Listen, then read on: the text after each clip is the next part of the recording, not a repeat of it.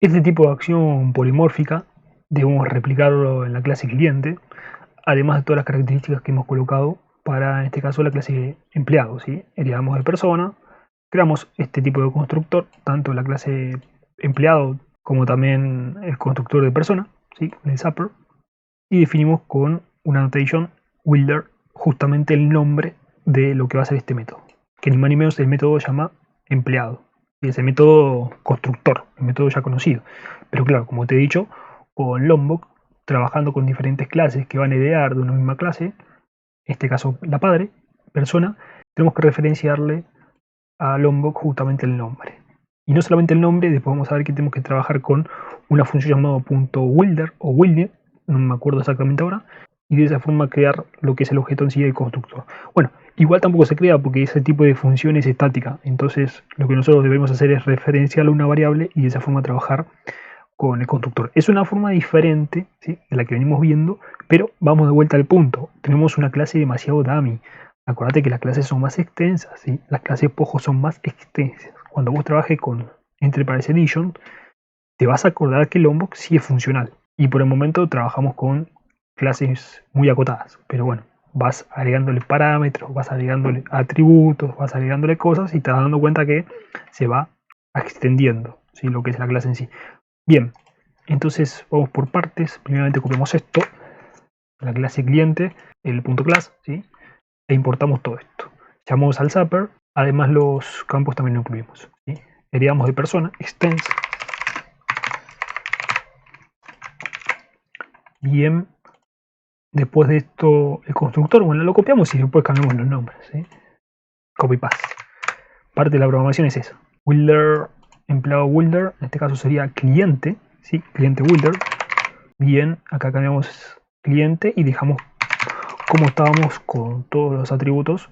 Bien, después de esto, el overriding, porque vamos a sobreescribir esos dos métodos, y vamos a aplicar el polimorfismo cambiando justamente la evolución de esos parámetros del método en sí. En este caso, la acción que realiza el cliente, ¿sí?, es tal acción. Que realiza el cliente es tal acción. Bien, y n cantidad de veces. Buenísimo, fíjate que no surgió ningún problema, ¿sí?, no surgió ningún error en absoluto. Vamos a testear justamente la funcionalidad de estas clases en la clase test. La clase test va a tener un método principal de ejecución, ya lo sabemos. Te quiero colocar también acá que tengo escrito algo importante que he desarrollado, ¿sí?, concepto más genérico de polimorfismo, no solamente para polimorfismo dinámico como vimos en los videos anteriores, sino el concepto genérico por ahí de polimorfismo que te lo he mencionado varias veces. El polimorfismo es la capacidad, ¿sí?, que tienen los objetos de una clase en ofrecer respuesta distinta e independiente. O sea que el objeto puede contener valores diferentes de tipos durante la ejecución del programa. ¿Y por qué va a ser importante el concepto que quede recalcado acá?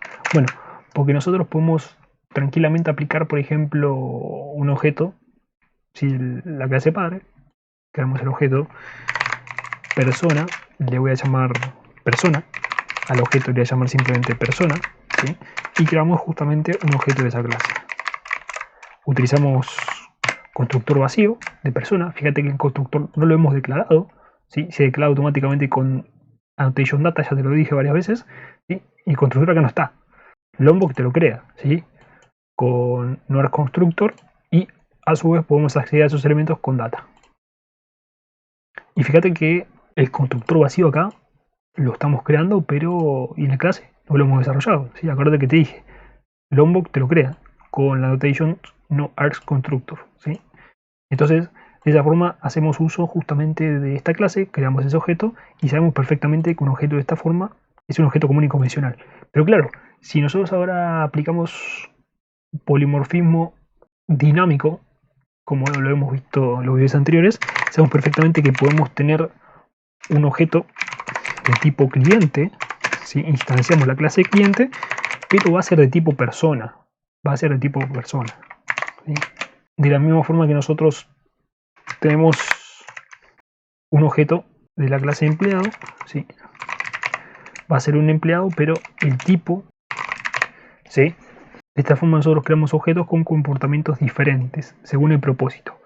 Este tipo de objeto es de la clase cliente, pero puede ser, por ejemplo, de tipo persona, puede ser, por ejemplo, de tipo empleado, puede ser, por ejemplo, de tipo X. Entonces vamos a crear esos objetos con todos los atributos. Por ejemplo, tiene un ID de 1, era nombre, apellido, número de cuenta y saldo, ¿sí? Voy a llamarlo Ramiro Pérez. El número de cuenta podría colocarle cualquiera.